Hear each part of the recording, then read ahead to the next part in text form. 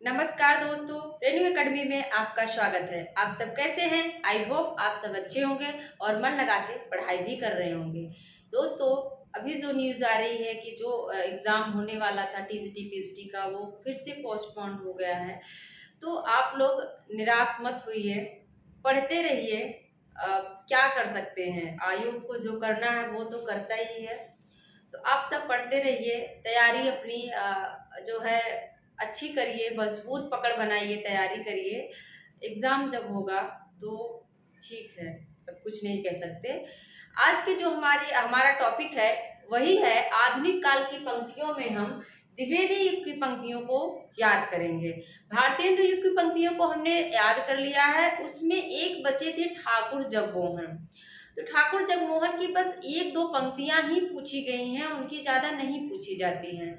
वो जो है विंध्य क्षेत्र के का जो प्रकृति था, विंध्य क्षेत्र का, विंध्याचल जो पर्वत का विंध्य क्षेत्र था, वहाँ की प्रकृति का बहुत अच्छे से वर्णन करते हैं। इस चीज़ को याद रखिएगा।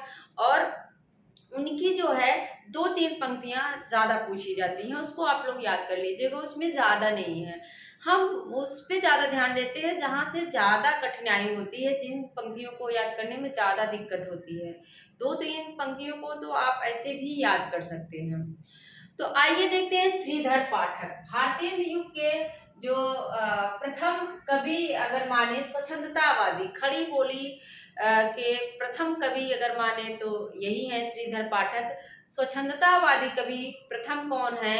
तो यही श्रीधर पाठक है। याद रख लीजिएगा, इनका जन्म 1859 ईस्वी में होता है। कब होता है? 1859 ईस्वी में होता है। और ये खड़ी बोली के प्रथम स्वच्छंदतावादी कवि है, ऐसा आचार्य रामचंद्र शुक्ल भी मानते हैं। और क्या है इनके बारे में?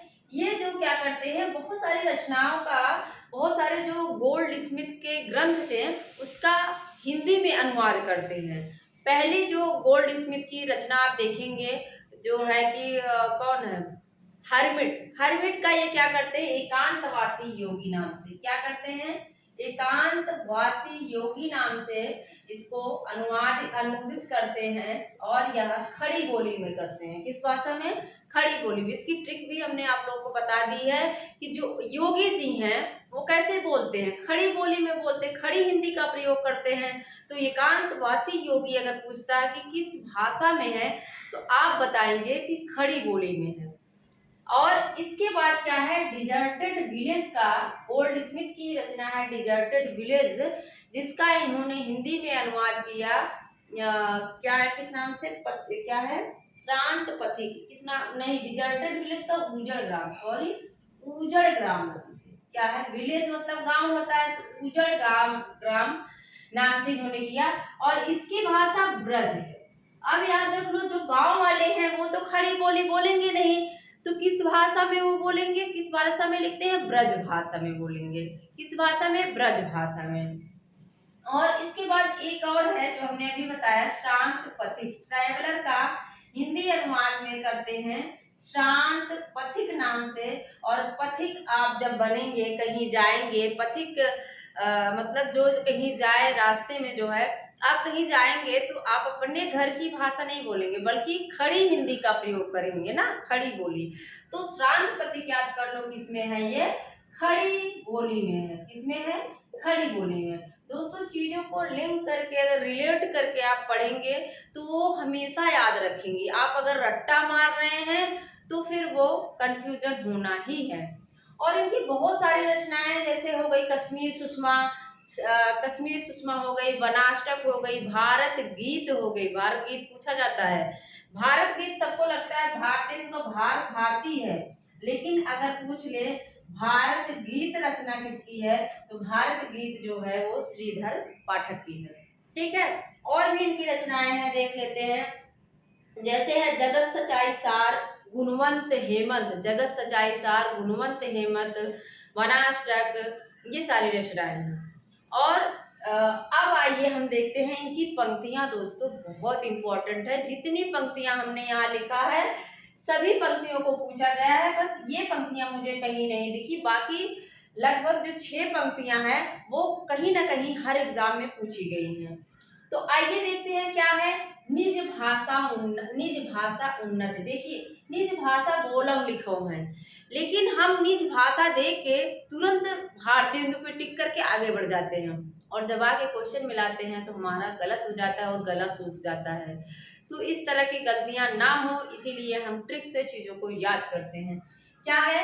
निज भाषा बोलम लिखम पढ़म गुणम सब लोग। अब देखो निज भाषा उन्नति है, भारतीय के है, लेकिन निज भाषा बोलम लिखम पढ़म गुणम ये सब करता कौन है? पाठक से हमारी ट्रिक रहेगी दोस्तों। जो पाठक होता है, पढ़ने वाला, वो क्या करता है?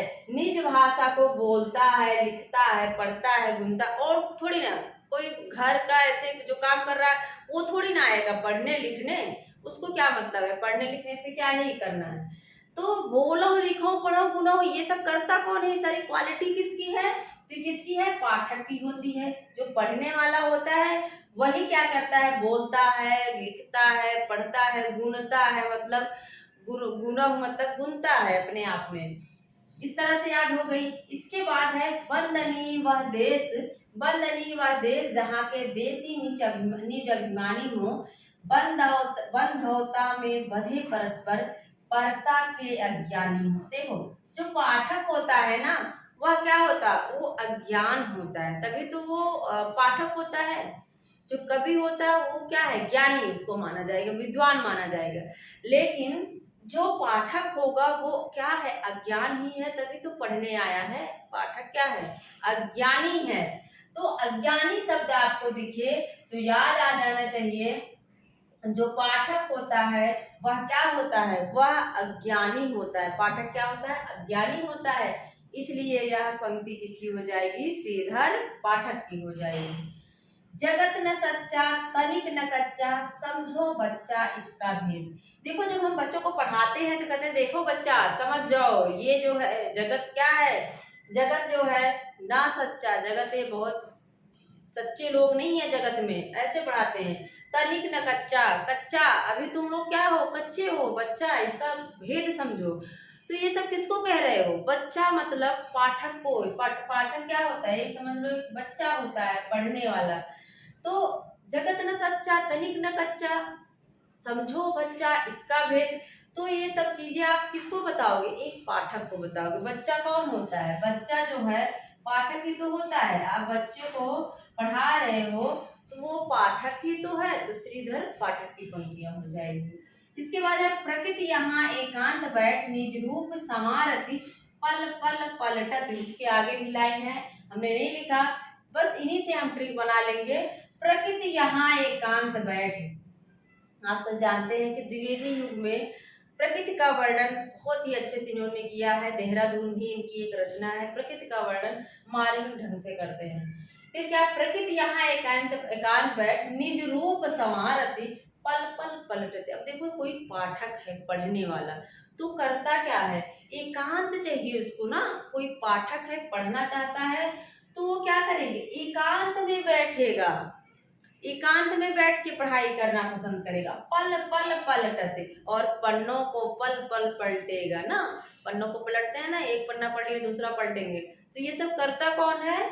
ये सब पाठक करेगा। कौन करेगा? पाठक। एकांत में कौन बैठेगा? पाठक बैठा हुआ है, और पन्नों को पलट रहा है, पल पल पलटते।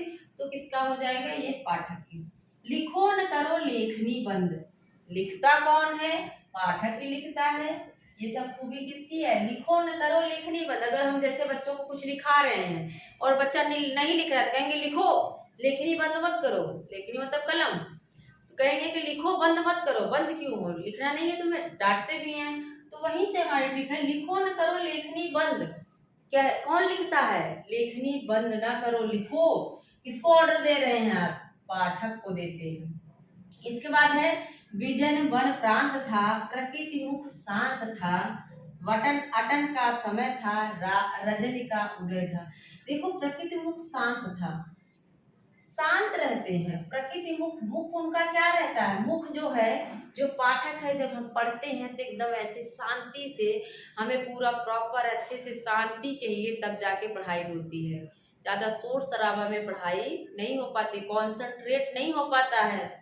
तो प्रतिमुख शांत था। मुख क्या होता है? शांत होता है। आंखें जो हैं पूरा किताब पे आंखों का ध्यान होता है, दिमाग चलता रहता है। तो मुख क्या होता है? मुख शांत ही रहता है। पढ़ते समय जो मन में पढ़ते हैं, वैसे बच्चे चिल्ला चिल्ला के पढ़ते हैं, लेकिन जब हम आगे जाते हैं, कंपटीशन की तैयारी करते हैं, तो हम शांत होकर मुख से उतना नहीं बोलते हैं, बस अंदर ही अंदर गुणन करते हैं, मनन करते हैं। तो प्रकृति मुख शांत था। प्रकृति मुख, मुख किसका शांत रहता है? पाठक का शांत रहेगा। प्रकृति मुख किसका शांत रहेगा? पाठक का। इसके बाद है, इस भारत में वन पावन तू ही तपस्वियों का तप आश्रम था।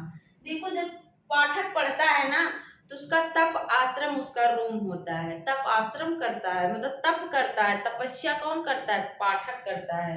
जो पाठक होता है, पढ़ने वाला होता है, वो क्या करता है? तप करता है। तप आश्रम था, मतलब तपस्या करना ही उसका आश्रम था। जो लोग तैयारी करते हैं, बस एक ही रूम में, उसी में खाना बनाना, उसी में जो है सोना, उसी में सारी चीजें होती हैं, तो सोचो वो किसी तपस्या से कम थोड़ी है। तो जो पाठक होता है, इस भारत में वन पावन तू ही तपस्वियों का तप आश्रम था। तो तपस्या का जो तपस्या आश्रम किसका है? पाठक का है। तो ये किसकी रचना हो जाएगी? श्रीधर पाठक की रचना हो जाएगी। अब क्या है, फिर से इसको दोहरा लेते हैं फटाफट। निज भाषा बोलो लिखो पढ़ो गुनो सब लोग।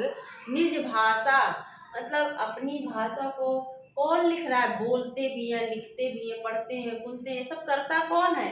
पाठक करता है। पढ़ने वाला करता है, पाठक करता है। इसके बाद क्या है, बंदनी व देश जहाँ के देसी निज अभिमानी हो, बंधवता में बधे परस्पर परता के अज्ञानी हो।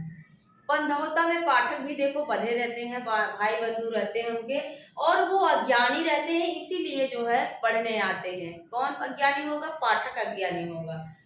जगत न सच्चा तनिक न कच्चा, समझो बच्चा इसका भेद।